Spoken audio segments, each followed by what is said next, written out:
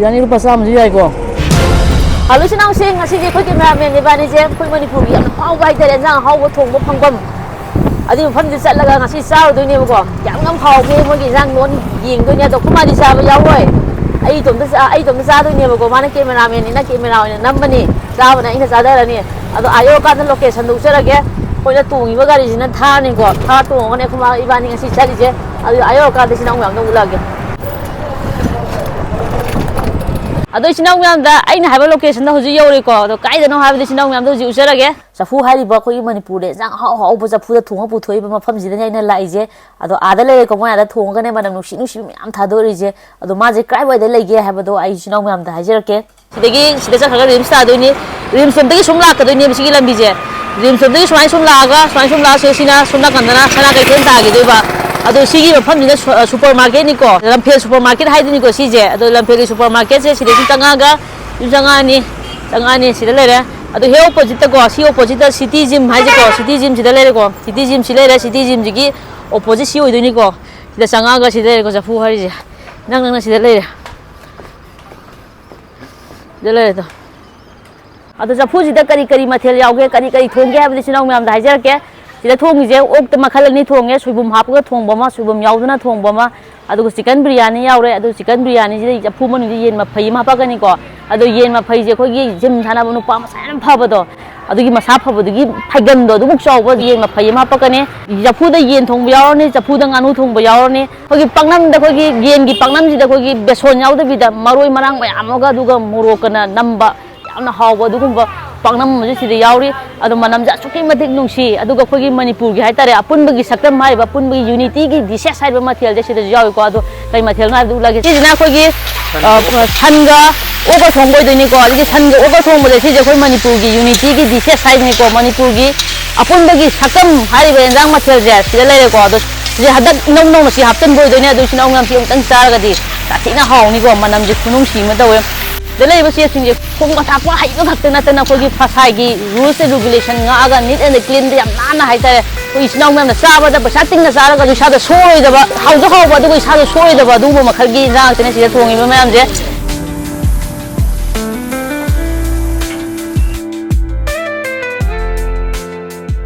ado khana ki Valentines di sida isnaw ngam na sai sa gi kogi sina jaba hay tare ko sina jabi kogi partner jing di do kari gumba sigi chapugi mathel jing je kari gum present tau taraga di nusina badu compulsory thungna gani adugo hana yaningam da hai tare ko nupi ne yaningam da nupa ne yaningam da poto sigi mathel je pisan dara ba du tari yaningam da mi do adum yara ani adugo masak phajaram da hai tare ko thongi boyfriend je thongi partner je masak phajaram nupi masak phajaram da nupa masak phajaram da ji masak phajada ba nupa ju pisal ko matam da songi nupi da nupa nu saru matam da masak phajada nupa du phajada thorkani masak phajada ba nupi da masak phajada rokani ngauram da ju ngthorkani adugo piam da ju wangkhalakani do masam khoram ba ju tingthorkani asungi madik masak phajada thorkani adugo ngi nusina ba do compulsory thungna gani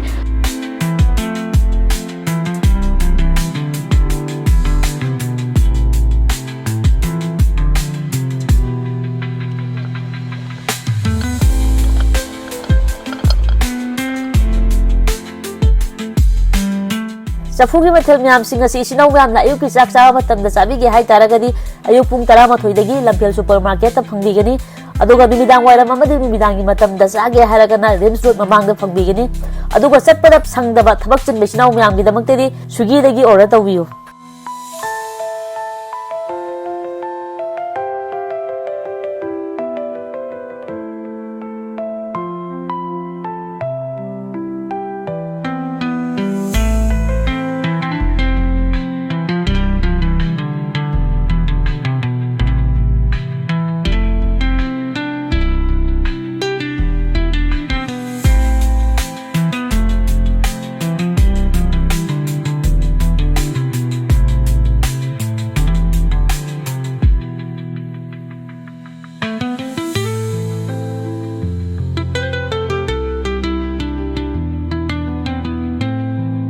Masih mathel je kari kai no habdi sinau myam da hajar ke han bagi sina chicken biryani le ko sigi chicken biryani je sai gi yen ma phai a cho ba ka hani gym thana banu pa gi yen ma phai do adu ni ko hap do adu sigi chicken biryani je mamman lupa sama si jina po ko subung thong bodan lupa sani do sigi po ka ta thong bo ji ju subum yaw de bi thong bo ji ju lupa sani le re ꯑꯗꯨꯒ ꯆꯐꯨꯗ ꯍꯥꯞꯄꯒ ꯊꯣꯡꯕ ꯌꯦꯟꯁꯤ ꯂꯨꯄꯥ 150 ꯑꯗꯨꯒ ꯆꯐꯨꯗ ꯍꯥꯞꯄꯒ ꯊꯣꯡꯕ ꯉꯥꯅꯨꯁꯤꯁꯨ ꯂꯨꯄꯥ 100 ꯁꯤꯗ ꯑꯗꯣ ꯃꯃꯜꯁꯦ ꯑꯁꯨꯛꯀꯤ ꯃꯇꯤꯛ ꯍꯣꯡꯉꯦ ꯑꯗꯨ ꯏꯆꯤꯟ ꯏꯅꯥꯎ ꯃꯌꯥꯝꯅ ꯑꯩꯈꯣꯏꯒꯤ ꯆꯐꯨ ꯌꯥꯎꯔꯒ ꯄꯨꯒꯦ ꯍꯥꯏꯇꯥꯔꯒꯗꯤ ꯂꯨꯄꯥ 50 ꯍꯥꯞꯄꯤꯔꯒ 150 ꯄꯤꯕ ꯄꯣꯠꯅ ꯂꯨꯄꯥ 50 ꯍꯥꯞꯄꯤꯔꯒ 140 ꯂꯧ ꯇꯥꯔꯦ ꯑꯗꯨꯒ 100 ꯄꯤꯕ ꯄꯣꯠꯅ 50 ꯍꯥꯞꯄꯤꯔꯒ 150 ꯑꯗꯨꯒ ꯆꯤꯀꯟ ꯕꯤꯔꯌꯥꯅꯤꯁꯤꯁꯨ ꯆꯐꯨ ꯍꯥꯞꯄ ꯄꯨꯒꯦ ꯍꯥꯏꯇꯥꯔꯒꯗꯤ ꯂꯨꯄꯥ 150 ꯑꯣꯏꯗꯣꯏꯅꯦ ꯑꯁꯤꯗꯤ ꯄꯨꯟꯁꯤꯒꯤ ꯑꯍꯥꯟꯕꯅꯦ ꯑꯩꯅ ꯕꯖꯥꯔ ꯃꯌꯥꯏꯗ ꯃꯤ ꯃꯌꯥꯝ ꯃꯃꯥꯡꯗ ꯃꯨꯛꯕꯥꯡ ꯇꯧꯕꯁꯦ ꯑꯗꯣ ꯏꯆꯤꯟ ꯏꯅꯥꯎ ꯃꯌꯥꯝꯗ ꯑꯍꯥꯟꯕꯒꯤꯁꯨ ꯈꯣꯝꯖꯤꯜꯂꯛꯀꯦꯀꯣ ꯉꯥꯅꯨ ꯊꯣꯡꯕ ꯑꯃꯁꯨ ꯍꯥꯞꯀꯦ ꯑꯗꯨꯒ ꯌꯦꯟꯁꯤꯃꯁꯨ ꯍꯥꯞꯀꯦ ꯉꯁꯤꯗꯤ ꯆꯥꯛꯈꯣꯝ ꯈꯔ ꯄꯤꯛꯇꯛ ꯆꯥꯒꯦ ꯄꯣꯛꯁꯤꯃꯗꯤ ꯍꯥꯞꯄꯔꯣꯏꯒꯦ ꯄꯣꯛ ꯆꯥꯗꯕ ꯌꯥꯝ ꯌꯥꯎꯋꯦꯕ ꯑꯗꯣ ꯑꯍꯥꯟꯕꯒꯤ ꯆꯥꯛꯈꯣꯝꯁꯦ ꯏꯆꯤꯟ ꯏꯅꯥꯎ ꯃꯌꯥꯝ ꯅꯤꯡꯖꯔꯛꯀꯦ ꯁꯦ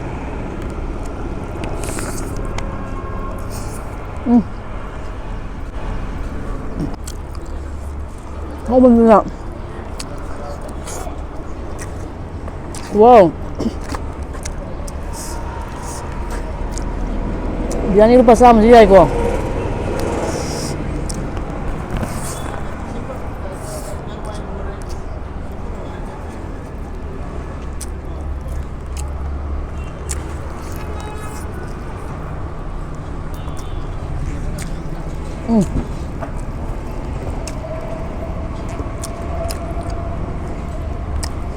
Con làm tí số vào luôn ạ. Tiền giấy rơi cho mình làm ra một chiều.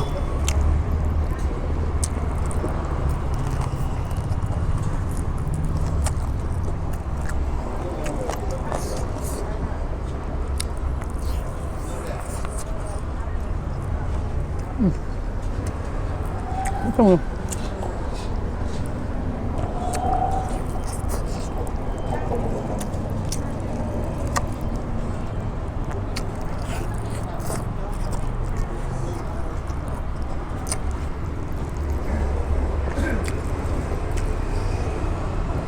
Wow, gì thì có xa kháng thì ra thì kháng ra.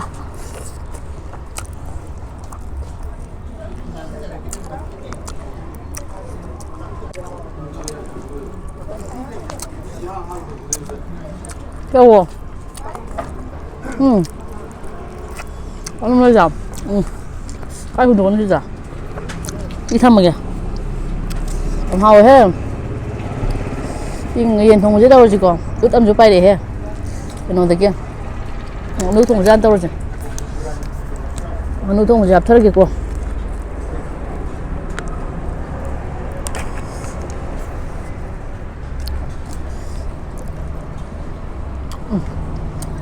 Nước thùng khoa gì à?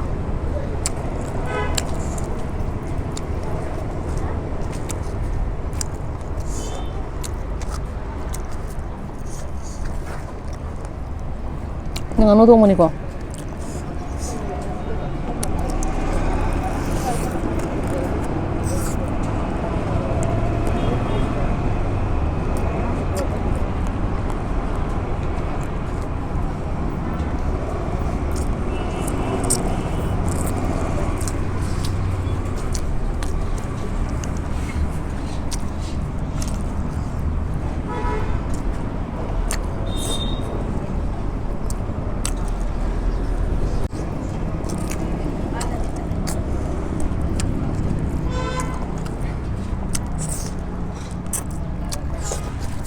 gì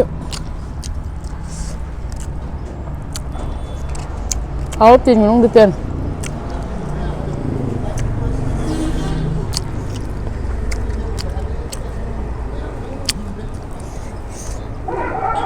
lắm riêng không bộ nhìn không trong đâu kìa với mây mà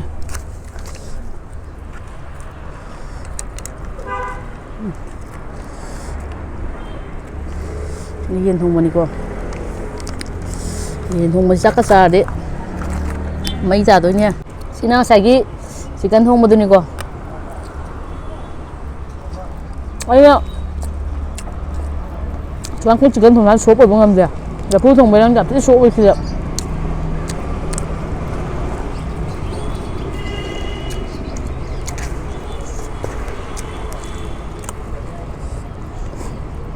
không dòng mình cứ ăn ra kìa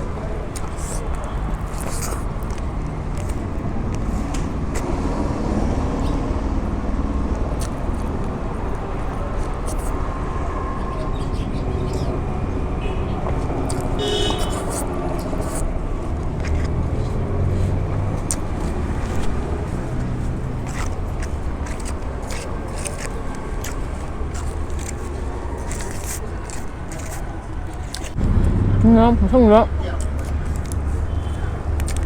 Cái bông gỗ xong mình được rồi. Buộc xong. Cái bông xong mới cái bông đầu đó. Buộc đầu đó. Đây rồi. 이거 통통 잘 달았거든요. 여기 꼭 부실했다.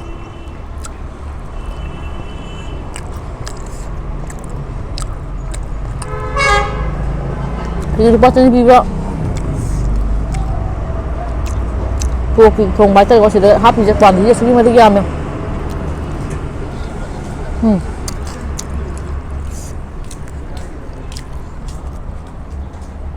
그래도 꼭 부셔.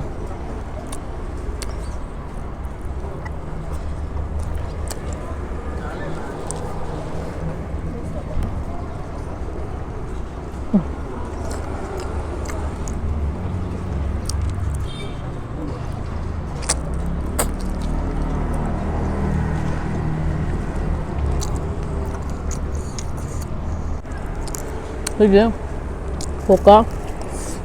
통 안 통봐. 그냥 샷쇼.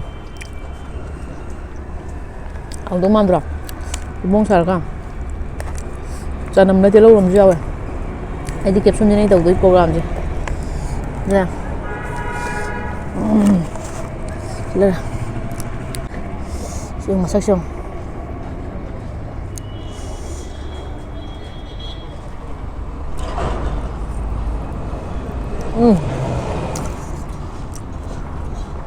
Xả chín hao thêm được. Cái hao này đúng không? Cái xoay bông nhịp này bao sắp bọc. Cái xoay bông nhau đây bây giờ. Hao vậy. Chín hao à?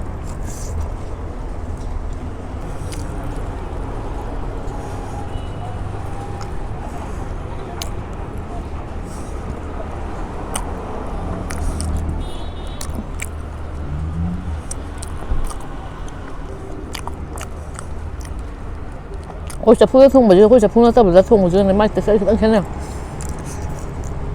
giảm nó sai với trong ngoài bây giờ chắc làm thôi bây giờ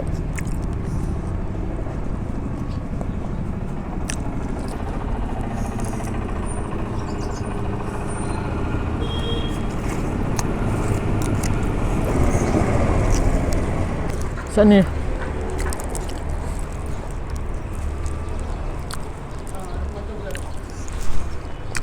Adu sigisina yen paknam ni ngasai yen ga moroi manang mayam ga aduga beson yaw da bida morok ka toroga namba paknam dune adu manam yam nungsi yam haw da baju male adu si ja hapaji go si ja hapaje aduga mahaw je amu yeng je manam ji di lore manam ji pa ngawre si di manam khunung si ji di lore adu di hoje biryani ki masi ji da hapsela ji ko sile to kuta paira si je sile suma hapsela ji ko to si yar chumba ni hapadi yar ne mogi yen gi nganam ji mahaw yeng ji ko yen nganam yen paknam hai yen nganam hai nate to to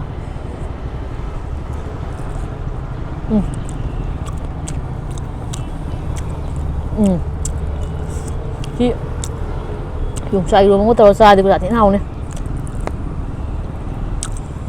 trong một chi thầm không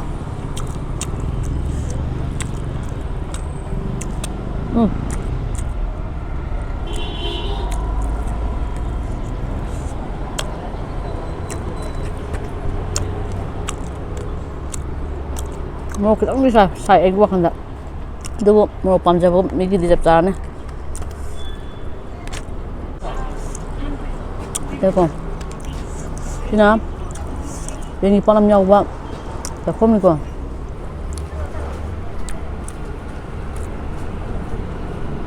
आप भी सही बा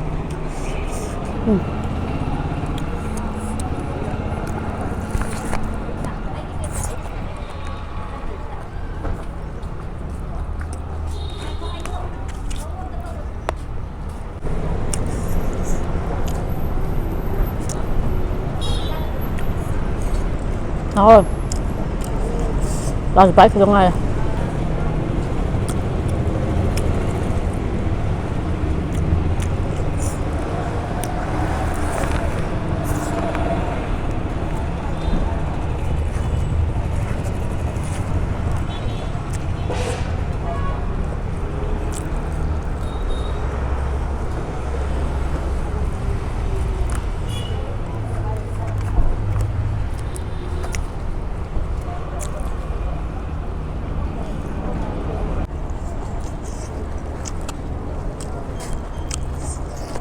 No, last bite.